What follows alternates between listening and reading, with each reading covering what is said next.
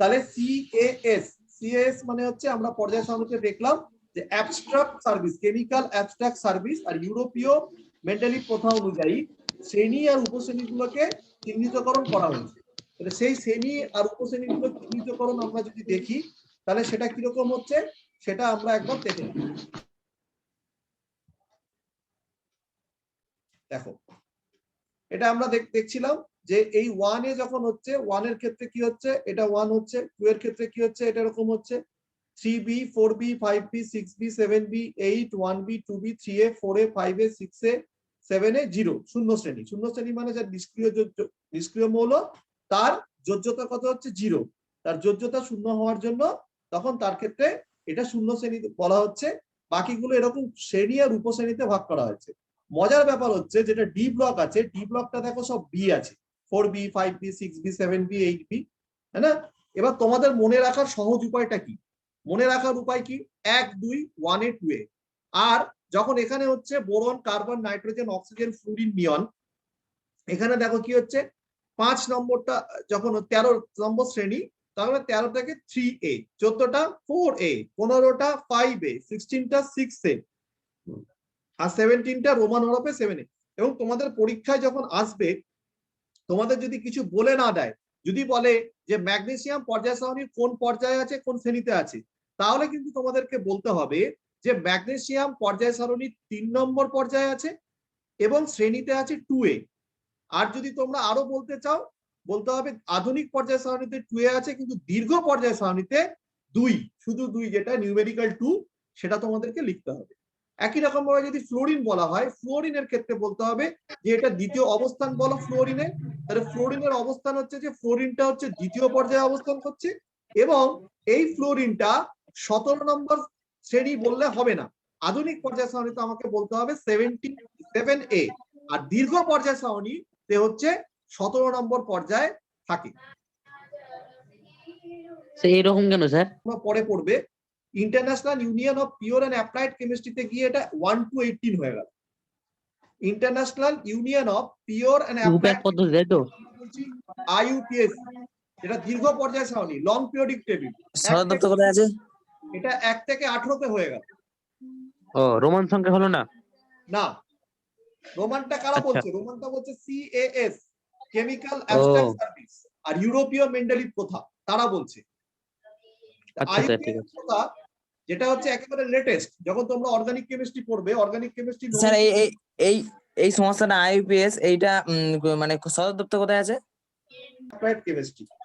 International union of pure and applied chemistry যখন হচ্ছে তখন এটা international federation of national adhering organization, that এটা করা হয়েছিল। তারপর কি হলো, member of the international science council হলো। তো ইন্টারন্যাশনাল সায়েন্স কাউন্সিল যখন হলো, তো ইন্টারন্যাশনাল সায়েন্স কাউন্সিল হওয়ার পরে কি হলো, ইন্টারন্যাশনাল সায়েন্স কাউন্সিল হওয়ার পরে এটার পরিবর্তন হলো যে IUPAC এখন যেটা রেজিস্টার্ড করা আছে সেটা হচ্ছে জুরিচ শহরে, সুইজারল্যান্ড, অ্যাডমিনিস্ট্রেটিভ অফিস, ঠিক আছে। কিন্তু বর্তমানে এটাকে যে করা হয়েছে সেটা সবই তো আমেরিকা বেস হয়ে গেছে। এখন আমেরিকা হচ্ছে শক্তিপুঞ্জের একেবারে মকডালে বসে আছে, সেই জন্য তারা এখন এটা হচ্ছে research triangular park, north California, United state, এইখানে এখন এটা আছে। এরাই এখন নীতি নির্ধারণ করে যে কিভাবে কি কাজ হবে আর কি না হবে। এটা হচ্ছে international union of pure and applied chemistry. Okay, এটার ইতিহাসটা গেল। এবার আবার কেমিস্ট্রিতে আসি আমরা। দেখো আবার যে কেমিস্ট্রিতে আমরা বলছিলাম যে তাহলে 1A 2A 3A 4A 5A 6A 7A 0, এটা আমাদের ফান্ডামেন্টাল কনসেপ্টটা। এবার আমি যখন বাঁ দিক থেকে ডান দিকে যাচ্ছি তখন কি হবে, বাঁ দিক থেকে ডান দিকে গেলে তার প্রপার্টিটা কিরূপ চেঞ্জ হবে। আর আমি আগের দিনকে যে ছড়াটা বলেছিলাম মনে রাখার, কি বলেছিলাম, হাই হাই লাজুক বোকা বন্ধু কেমন নন্টে ও ফন্টে নিয়ে। আমি আবার বলছি, হাই হাই লাজুক বোকা মানে হাইড্রোজেন হিলিয়াম লিথিয়াম বেরিলিয়াম, বন্ধু কেমন বোরন কার্বন নন্টে ও ফন্টে নিয়ে, অর্থাৎ নাইট্রোজেন অক্সিজেন ফ্লোরিন নিয়ন। এতটা আমাদের মনে রাখতেই হবে, মাস্ট। তবে আমরা 1 2 3 4 5 6 7 8 9 10 করতে পারবো। এবার তোমরা শিখে গেছো, এবার এই সিরিজটা যখন আমরা মনে রাখবো, হাইড্রোজেন লিথিয়াম সোডিয়াম পটাশিয়াম, তখন তোমরা শোনা যাচ্ছে না,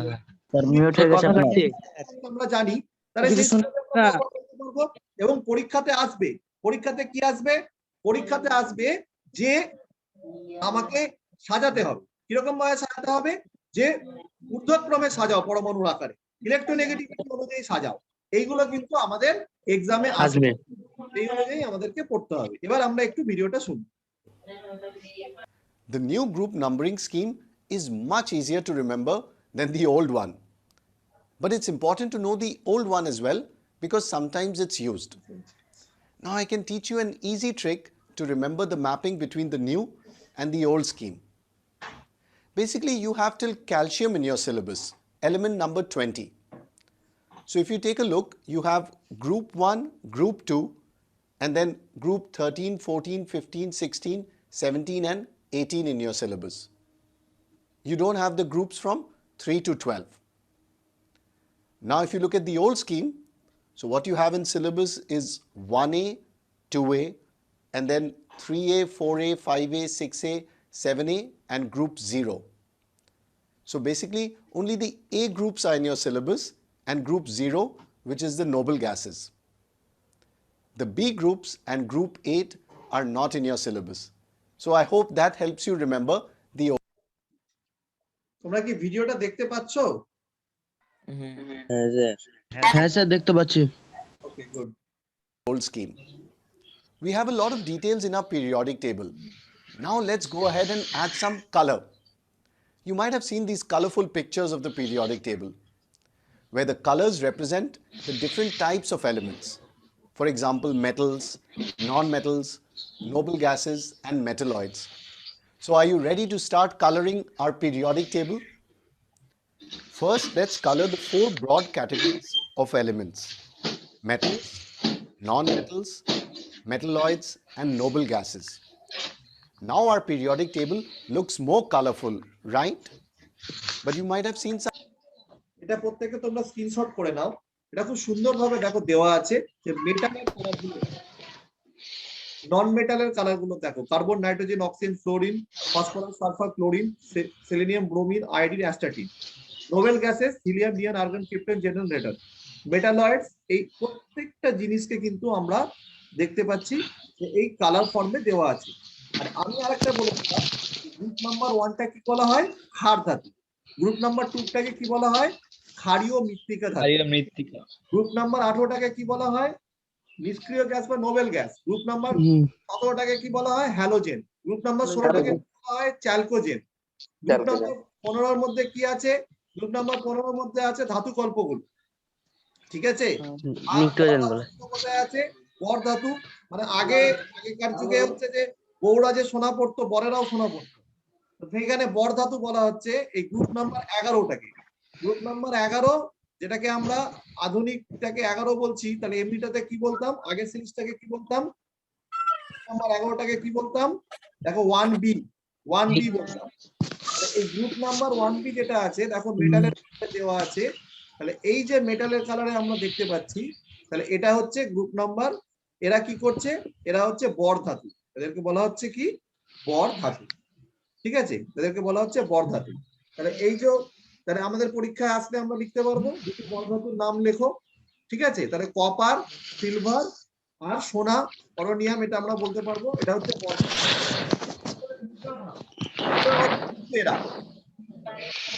কয়েন মেটালস, কয়েন মেটালস তখন কেন? কারণ কপার দিয়ে আমরা তামা দিয়ে মুদ্রা করতাম, আমরা স্বর্ণ মুদ্রা করতাম, রৌপ্য মুদ্রা করতাম, সেজন্য এগুলোকেও কিন্তু আমরা বলতে পারবো are the examples of coin metals বা মুদ্রা ধাতু। periodic table looks more colorful, right? But you might have seen some other periodic tables which have more colors and some different colors in different groups, like this picture here. So let's go ahead and take a look at some of these groups because they have some special names. The group 1 elements are called alkali metals because these form strong alkalis with water. The group 2 elements are called alkaline earth metals because they form weaker alkalis as compared to the previous group. Now moving on to group 13. This group is called the boron family because boron is the first member in the group. Similarly, group 14 is called carbon family, and then you have group 15 as nitrogen family, and group 16 is called the oxygen family, or also known as chalcogens, which means ore forming. Now, group 17 is called the halogen family, and the last group, group 18, are known as noble gases or inert gases. Till now, our focus has been from মানে দেখো এই যে আমরা আলোচনাটা কতদিন করেছিলাম, এই আলোচনাটা খুব সুন্দর করে দেওয়া আছে, অত্যন্ত ভালো করে এই জায়গাটাকে বলা হলো। ঠিক আছে, যে এই জায়গাটাকে আমি আরেকবার রিপিটেশন করতে চাইবো, যে দেখো এটাকে বলা হচ্ছে অ্যালকালি মেটালস, মানে বাংলায় বলা হচ্ছে ক্ষার ধাতু, পরেরটা হচ্ছে ক্ষারীয় মৃত্তিকা ধাতু, তারপরটা বলা হচ্ছে, ঠিক আছে, স্যার এই দুটোর মধ্যে পার্থক্য কি স্যার? হ্যাঁ ক্ষার ধাতু, ক্ষারীয় মৃত্তিকা ধাতু। হ্যাঁ আসবো, আলোচনা করবো, এগুলো সবটাই আমি আবার ধরে ধরে আলোচনা করব। ঠিক আছে, তো এটা আমরা এটার থেকে এটা হচ্ছে তীব্র ক্ষার, ফার্স্ট গ্রুপটা হচ্ছে তীব্র ক্ষার ইন রেসপেক্ট টু দিস। এবার মৃত্তিকা মানে কি, যেটা মাটিতে পাওয়া যায়, তাই না? ক্ষার অথচ মৃত্তিকা, মৃত্তিকার হ্যাঁ। মধ্যে ধাতুগুলোকে আমরা পাই, ম্যাগনেসিয়াম, ক্যালসিয়াম, এগুলোকে আমরা মাটির মধ্যে পাই। ঠিক আছে, রেডিয়ামটা তো আমরা জানি রেডিও অ্যাক্টিভ মৌল। আচ্ছা, তো এইরকম, ঠিক আছে, আমরা আরেকবার এই জায়গাটা দেখে the boron family, because boron is the first member in the group.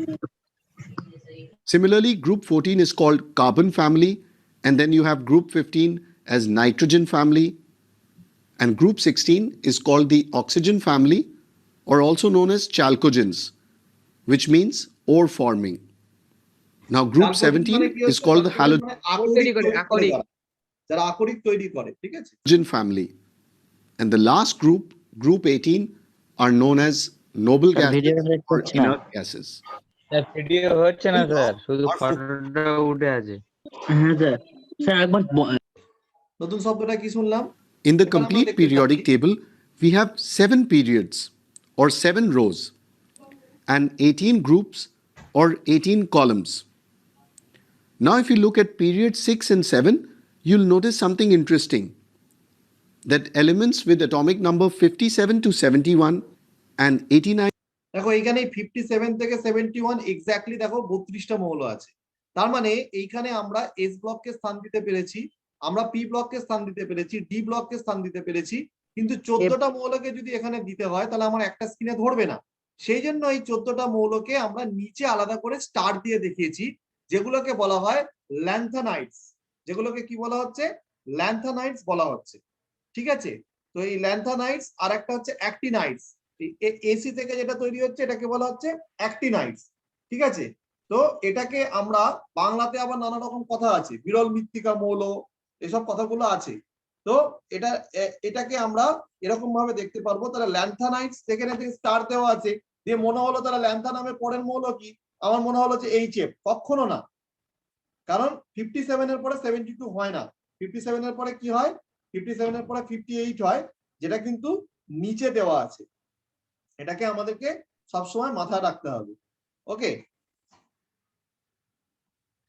to 103 are put separately below the periodic table. This is done to compact the periodic table. The elements 57 to 71 are called lanthanide series because they start with the element lanthanum. These elements are rare earth elements. And elements from 89 to 103 are called actinide series because they start with the element actinium. These are radioactive elements. Now let's discuss the merits of the modern periodic table. The merits are that it corrected the anomalies in Mendeleev's periodic table. Now, how did it do that? Because Mendeleev's table was based on atomic mass. But the modern table is based on এবার আমরা ব্যাকে যাচ্ছি, ব্যাকে কি রকম যাচ্ছি, ব্যাকে যাচ্ছি মানে আমরা কিন্তু এবারে অ্যাটমিক নাম্বার অনুযায়ী করেছিলাম। আমি এক্ষুনি এটাকে ব্যাখ্যা করে তোমাদেরকে গুলিয়ে দিতে চাইছি না, এই অ্যাটমিক নাম্বারের এই কনসেপ্টটাকে আমরা পরে শুনবো। আমরা এই লং পিরিয়ডিক টেবিলটা, যেটা তোমাদের নিটের ক্ষেত্রে বা পরবর্তীকালে অত্যন্ত কাজে লাগবে, এটা নিয়ে আমার ইন্টারেস্টটা বেশি, সুতরাং আমি এটাকে নিয়ে আলোচনা করতে চাচ্ছি। ঠিক আছে, তো এইটা আমরা এই মডার্ন পিরিয়ডিক টেবিলের ক্ষেত্রে আমরা এই বিষয়টাকে বুঝতে পারছি এবং এটাকেই আমরা এরকম ভাবে করব। ঠিক আছে, এবার যে জায়গাটাতে আমরা ফোকাস করতে চাইছি সেটা এবার তোমাদেরকে আমি শেয়ার করছি। সেটা কিরকম?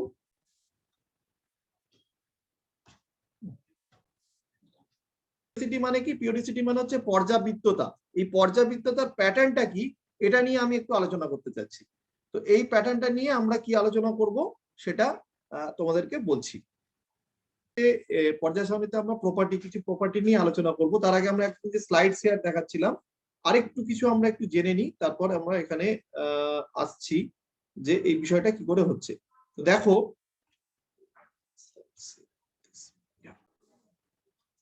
এই যে আমাকে এক্ষুনি প্রশ্ন করছে যে অ্যালকালি মেটালসটা আমরা একটু ছোট্ট করে বলি, এটা নিয়ে আমি এখন আলোচনা করব। The alkali family is found in the first column of the periodic table. তাহলে অ্যালকালি ফ্যামিলি ক্ষার ধাতু। এখন যে আধুনিক কনসেপ্টটা হচ্ছে, সেই আধুনিক কনসেপ্টটা তোমরা এতদিন পড়ে এসছো কি? এতদিন তোমরা পড়ে এসছো যে যে পদার্থগুলোর সর্ববহিস্থ কক্ষে একটি করে ইলেকট্রন থাকে, এই কনসেপ্টে আমরা অ্যাসিড বেসকে কিন্তু আমরা ব্যাখ্যায়িত করিনি। এতদিন আমাদের ব্যাখ্যা কি ছিল? যে H+ যেখানে বেশি পাওয়া যায় আরএনএসের তত্ত্ব অনুযায়ী সেটা হচ্ছে অ্যাসিড, আর যেখানে OH- পাওয়া যায় সেটা হচ্ছে বেস। এখন এবং হেয়ার আফটার, আজকের পর থেকে তোমরা যখন নিট দেবে আজীবন মনে রাখবে যে যেখানে ইলেকট্রন সহজে পাওয়া যায়, যেখানে ইলেকট্রন সহজে পাওয়া যায় সেটা হচ্ছে কি? তত ভালো বেস। সেটা হচ্ছে তত ভালো বেস। অ্যালকালি তত ভালো অ্যালকালি। তার কারণ হচ্ছে এরা অন্যদের সাথে কিন্তু কি তৈরি করতে পারে? এরা অন্যদের সাথে সহজে একটা ক্ষারীয় পদার্থ তৈরি করতে পারে। তোমরা প্রত্যেকে জানো সোডিয়াম কি তৈরি করে? সোডিয়াম ক্লোরাইড তৈরি, একটা লবণ তৈরি করে। সোডিয়াম হাইড্রোক্সাইড স্ট্রং ক্ষার, তীব্র ক্ষার তৈরি করতে পারে। অপরদিকে আমরা যদি 17 নম্বর গ্রুপে চলে যাই, 16 নম্বর গ্রুপে চলে যাই, সেখানে কিন্তু এরকম হবে না। কেন হবে না? কারণ তার সর্ববহিস্থ কক্ষে কতগুলো ইলেকট্রন আছে? তোমরা একটু আগে দেখলে যে আমরা দেখলাম যে 7টা করে ইলেকট্রন আছে। 7টা ইলেকট্রন যখন থাকছে, সে তো চাইছে আমার একটা ইলেকট্রন, তাকে ইলেকট্রন বার করা মোটেই সহজ না, মারাত্মক কঠিন কাজ। সেই জন্য সেখান থেকে সহজে ইলেকট্রন বার করতে পারবে না।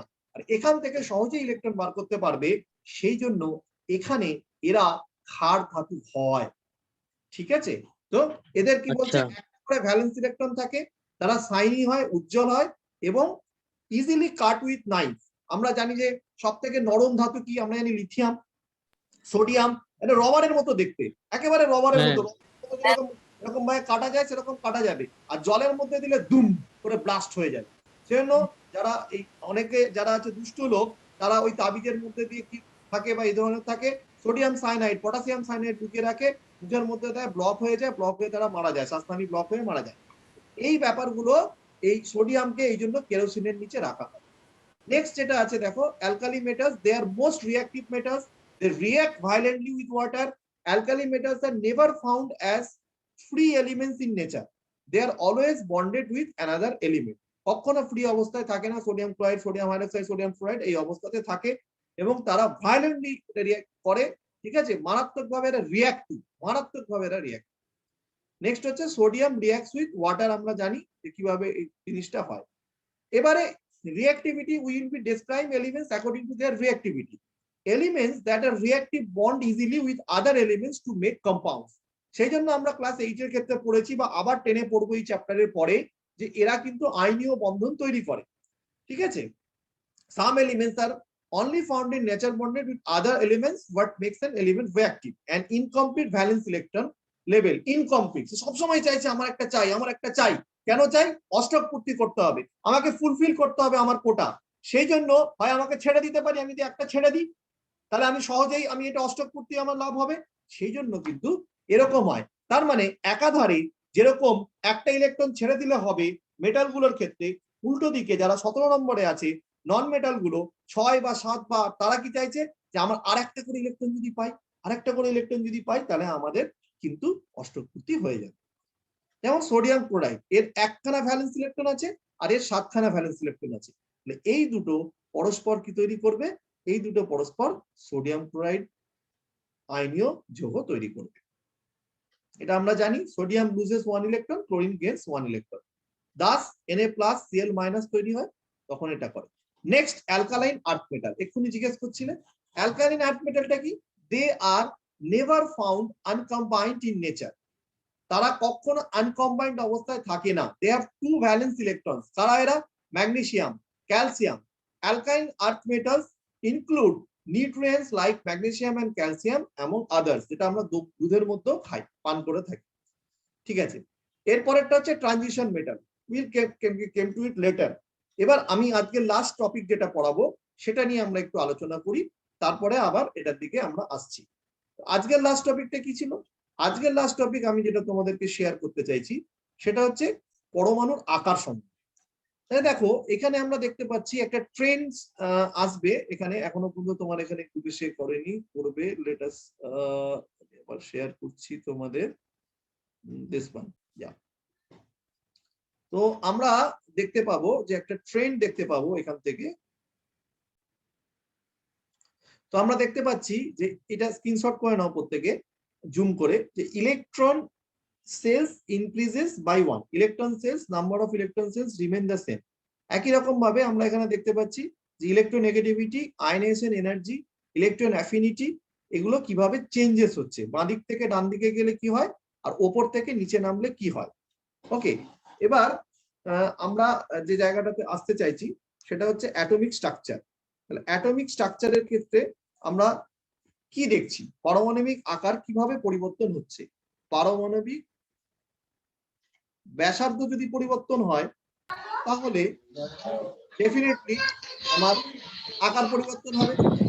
লেট আস সি দ্যাট কিভাবে এই পারমাণবিক ব্যাসার্ধ যেটা আছে সেটা পরিবর্তন হয়। তাহলে চলো আমরা দেখি পারমাণবিক ব্যাসার্ধ পরিবর্তনটা কিভাবে হয়। তাহলে দেখো পারমাণবিক ব্যাসার্ধ যখন আমরা দেখছি তখন পরমাণুর নিউক্লিয়াস থেকে বহিস্তম ইলেকট্রন কক্ষের সম্ভাব্য দূরত্ব। তাহলে এইখানে আমার নিউক্লিয়াস আছে, এখানে আমার যদি নিউক্লিয়াস থাকে, এখানে নিউক্লিয়াস আছে আর এখানে বহিস্তম কক্ষ আছে। তাহলে এই বহিস্তম কক্ষে আমার সম্ভাব্য যে দূরত্বটা, সম্ভাব্য যে ডিস্টেন্সটা, সেটা পারমাণবিক ব্যাসার্ধ। তাহলে এটার ক্ষেত্রে পারমাণবিক ব্যাসার্ধ যা, এটার ক্ষেত্রে পারমাণবিক ব্যাসার্ধ অনেক বেশি। তার মানে সোজা কথায় আমার কক্ষপথের সংখ্যা যদি বাড়ে তাহলে পারমাণবিক ব্যাসার্ধ বাড়বে। তাহলে ঠিকই লিথিয়াম এর থেকে সোডিয়ামের বেশি হবে, এর থেকে পটাশিয়ামের বেশি হবে, এর থেকে রুবিডিয়ামের বেশি হবে, এর থেকে সিজিয়ামের বেশি হবে, এর থেকে ফ্রান্সিয়াম বেশি হবে। কেন বেশি হবে? তার কারণটা হচ্ছে যে একটা করে কি হচ্ছে, সেল কিন্তু আমার বেড়ে যাচ্ছে, একটা করে আমার সেল কিন্তু বেড়ে যাচ্ছে। যেই একটা সেল বেড়ে গেল, তাহলে এটা যদি আমি বলি লিথিয়ামের ক্ষেত্রে, এটা যদি আমি বলি পটাশিয়ামের ক্ষেত্রে, এরকম একটা করে সেল বাড়ছে, একটা করে সেল বেড়ে যাচ্ছে। Hydrogen, lithium, potassium, sodium, what ever it is, তাহলে এই একটা করে সেল যখন বাড়ছে তখন কি হচ্ছে, যে পর্যায় বরাবর আমি ওপর থেকে নিচে যখন নামছি তখন পারমাণবিক ব্যাসার্ধ, সেটা কিন্তু পারমাণবিক ব্যাসার্ধ সেটা বাড়ে। আর বাঁ দিক থেকে ডান দিকে গেলে পারমাণবিক ব্যাসার্ধ কিন্তু কমে। কেন কমে? কারণ হচ্ছে তোমরা অনেকে লোকাল ট্রেনে ট্রাভেল করেছো, তোমরা জানো যে যখনই বসে 3-4 জনের সিটে, 3 জনের সিটে 4 জন, দাদা একটু চেপে বসুন তো ডান দিকে, ও দাদা একটু চেপে বসুন তো, সিটটা কিন্তু একই থাকছে। কিন্তু মজার ব্যাপার যেটা হচ্ছে, সিট একই থাকলেও পাশাপাশি একটা টান অনুভব করছে, স্পেসটা কমে যাচ্ছে। একই রকম ভাবে বাঁ দিক থেকে ডান দিকে যখন যাচ্ছি আমার কিন্তু সেলটা একই থাকছে, আমার সেল একই থাকছে। তাহলে সমস্যাটা কোথায় হচ্ছে? সমস্যাটা হচ্ছে আমরা আরেকটা কনসিডারেশনকে আনতে পারছি না, সেটা হচ্ছে ভদ্রলোক এখানে আছেন প্রোটন। এই প্রোটন কি করছে? এই প্রোটন কিন্তু আকর্ষণ করছে। প্রোটন কাকে আকর্ষণ করছে? এই প্রোটনই আকর্ষণ করছে আমার সর্ববহিস্থ কক্ষে যে ইলেকট্রন আছে তাকে।